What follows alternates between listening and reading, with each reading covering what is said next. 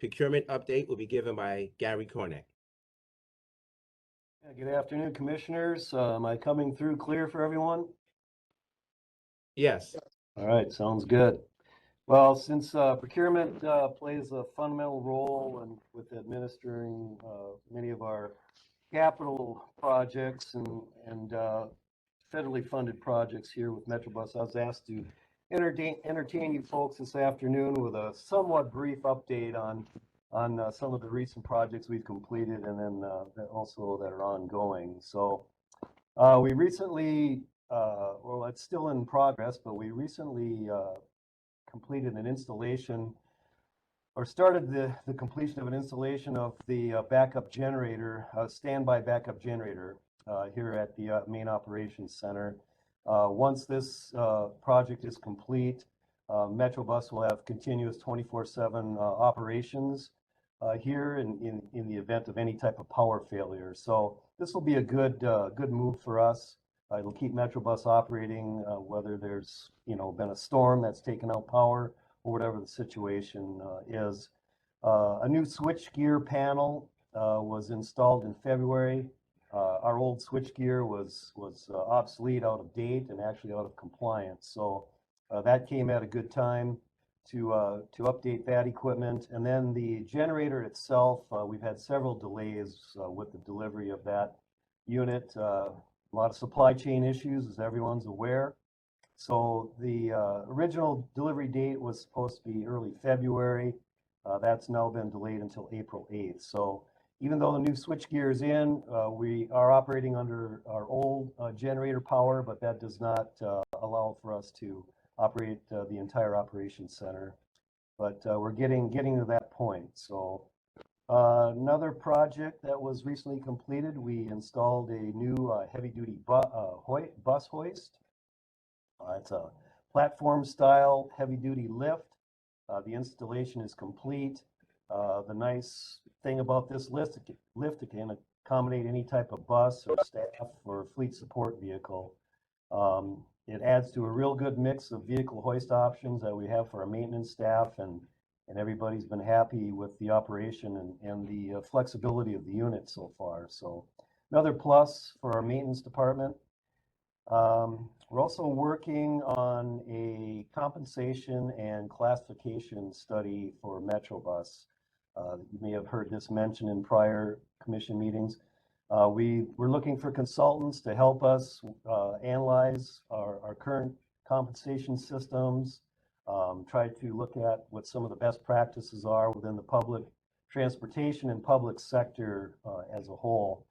We're asking the consultant to conduct a full market analysis of what our current pay ranges and compensation packages currently are at Metrobus, and that they do ensure that a fair and equitable compensation is being carried out within the organization.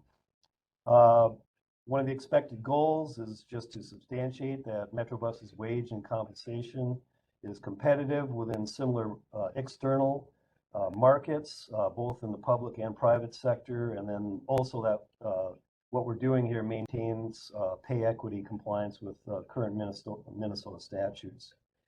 We're looking to implement a system that's easy to maintain going forward as well. We've received 3 very good proposals from some very qualified consulting firms. The project was ultimately awarded to Gallagher Benefit Services. We had a project kickoff meeting a couple of weeks ago, and Sunny Hess is heading up this project. I believe she's had initial discussions that began with Gallagher last week. So we're hoping to wrap this project up before the next budget session. We set a goal of possibly late May or early June to complete this project. We're also currently working on a human resources and payroll software system upgrade. Current system is very manually intensive, I guess is the best way to put it. We're looking to modernize and automate how we're currently using, or how we'd like to use this software for employee hiring, onboarding, training, record keeping, things like that. One of the goals is to install an automated system that eliminates a lot of the current manual processes that are taking place. HR and payroll need to work closely together. They need to communicate closely to one another. So we're hoping to install a system that will allow for that, and that also will integrate, smoothly with our current software that we have in place at MetroBus 2. We're currently holding interviews and doing product demos with potential vendors, software vendors, and the proposals themselves are due on April 8th. So that project's ongoing. Bus projects, we have an order that has been placed for 5 dial-a-ride buses, small buses for a paratransit operation. These buses were ordered from North Central Bus, utilizing the state of Minnesota small bus contract. The buses will be built by Arbach in Middlebury, Indiana. So it'll be the same buses that we currently have. The one difference is we've been ordering buses that were being built on a GM or Chevy chassis. That's not available on this contract for a CNG bus, so we need to have these built on a Ford chassis. So there'll be a little bit of change with the internal structure of the vehicle, but overall they should be fine, and we're looking forward to getting these buses back into service for us. These will be replacement buses. We also have a grant approved for 3 additional buses, small buses, to be purchased in 2022. We're waiting for the MnDOT contract to be approved on that, and we're hoping that's going to take place here in a couple of months. One thing I wanted to mention that we're changing with these new buses is we decided to go with a new suspension system called liquid spring. And it's a new technology that was created for the RV market. It's now being used, in emergency service vehicles, school buses, work vehicles, and then also small transit buses. So basically, this is a self-adjusting system that eliminates the need for airbags, air pumps, vehicle shocks. The unit adjusts without driver intervention to rough road conditions, sharp turns, hilly grades, so it should create a more pleasant passenger and operator riding experience. I know we've had many complaints over the years from some of our dial-ride passengers about the rough ride on some of our buses. So handling the roundabouts should be a much easier process now. So we're excited about that change in those vehicles. Large buses, fixed route buses, we have grant approved for the purchase of 3 replacement buses. These buses will be in CNG, so they'll be replacing 3 more of our diesel-powered buses. We've been purchasing these buses off of a contract that the Duluth Transit Authority had put together. It's a consortium contract made up primarily of systems, 5307 systems, urban systems in Minnesota. There's one system that participates out of Sioux Falls, but the original 5-year contract expired, so we've been awaiting approval of the next contract by Duluth. They're taking it, there's 2 buses that are going to be on this contract, a Gillig bus option and then also a New Flyer. And what helped MetroBus get the New Flyer bus on the contract was the fact that we are running a 35-foot CNG bus, which is, 35 foot's kind of unusual in the transit industry. Most of the standard are 40-footers. And the fact that we're the only system in Minnesota that runs CNG worked in our favor as well. So bottom line is, once this contract is approved, we'll be able to continue to purchase New Flyer buses from New Flyer here in St. Cloud, at least for the next 5 years. So the only other thing I wanted to mention was the land acquisition project for our new Western transit hub. Not a lot to report on there.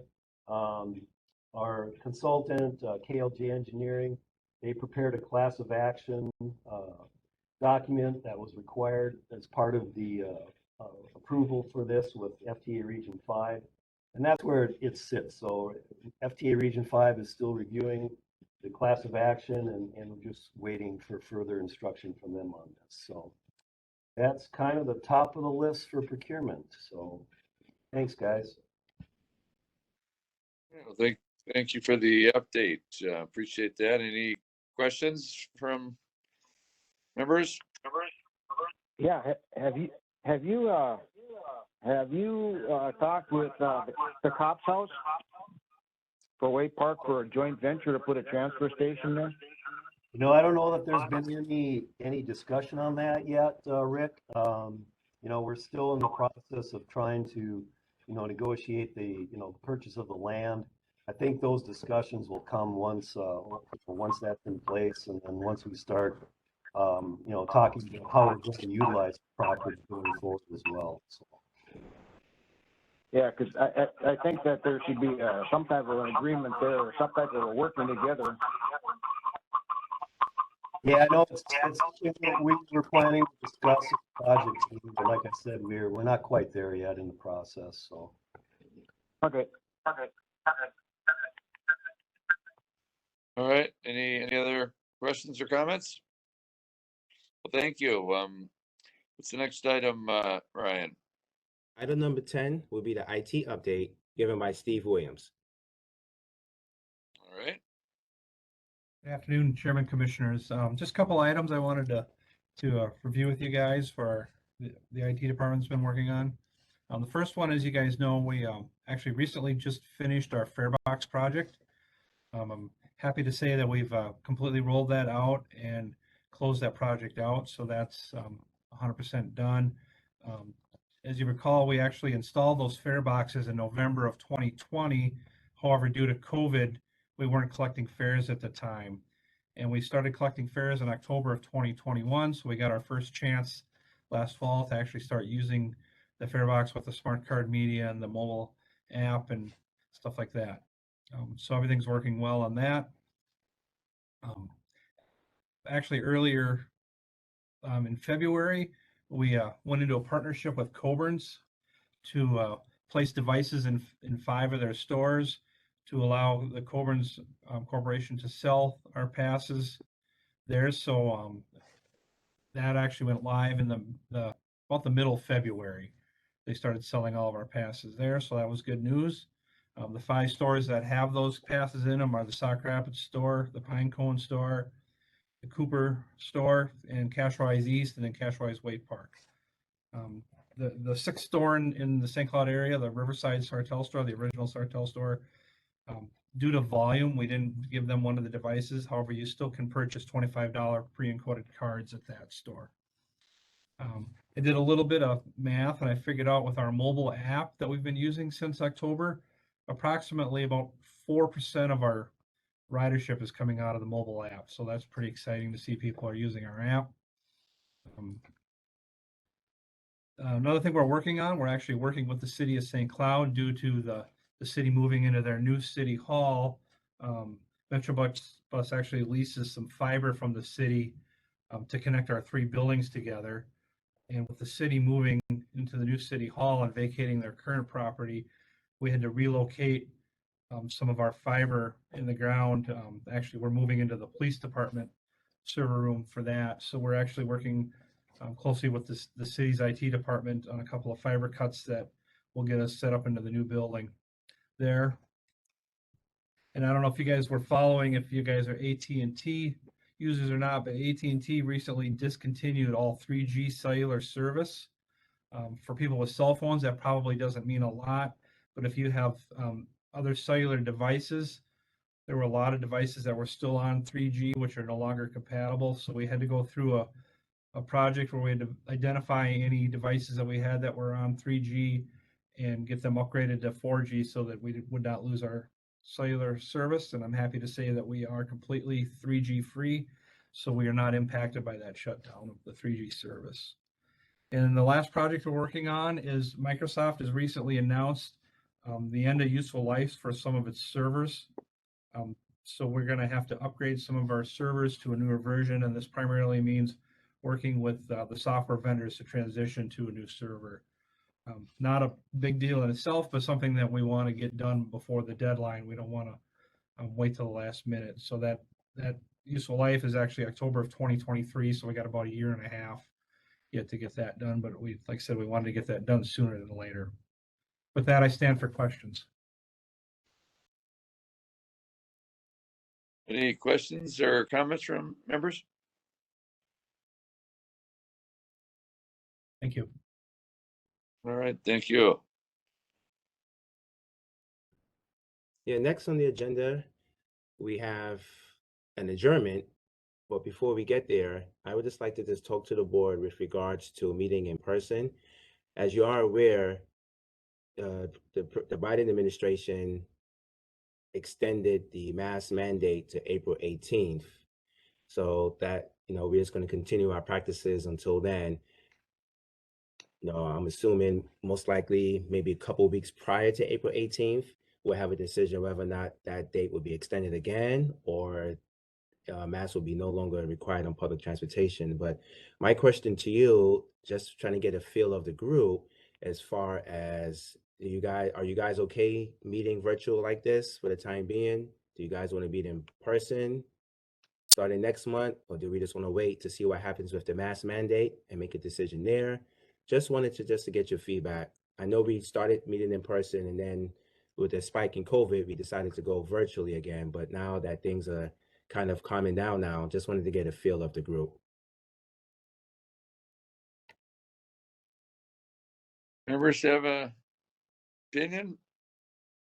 I'm fine with anything. Doesn't make any difference. Yep, same here. I'm comfortable either way.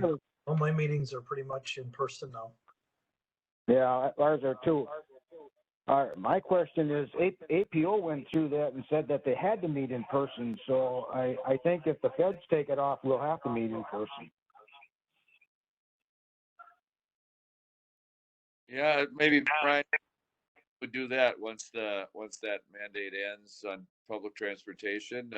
I'm fine either way too, but and maybe when you have real short agendas with not much on, just to check in, maybe that's still well, unless we have to, or as Rick's saying, but till then, yeah, I'm fine either way, but maybe you want to wait till then if that's all right with everybody.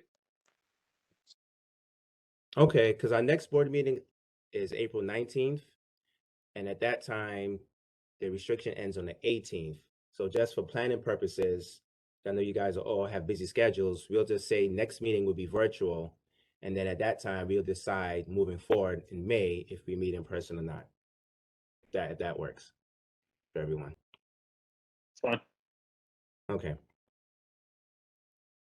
Brian, I had one question. I had an individual ask if you were going to bring the trolley back for the summer activities, Summertime by George.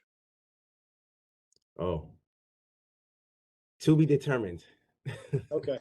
There were just some requests on it. So I did Yeah, my to be duty. determined. Yeah, we haven't heard from the Rotary, because typically that's a service that the Rotary would pay for, or sponsor, I should say, for the summer, for those 8 weeks, for this 8 to 10 weeks Summertime by George. But we haven't been approached by the Rotary yet. But right now, our staffing challenges still exist. So it'll be hard to say right now if we would be able to. So that's why I said to be determined. If I had to answer like right now, the way we are a staff, I would say probably not, just due to our staffing shortages, but we'll see. I mean, we still have some time. I know Summertime by George doesn't kick off until June, so we have about a couple more months. Yeah, but we haven't been approached by the Rotary at this time. Thank you. All right, sounds good. Anything else then? So then we'll plan on virtual again one more time, and then we'll be back in person. Yep. All right. Okay. Aaron? So Motion to moved. adjourn. Second. Okay, it's been moved in second. Ryan, want to take the roll for adjournment? Dave Kleiss, Aye. John Libert, Aye. Kurt Hunstiger, Aye. Rick Miller.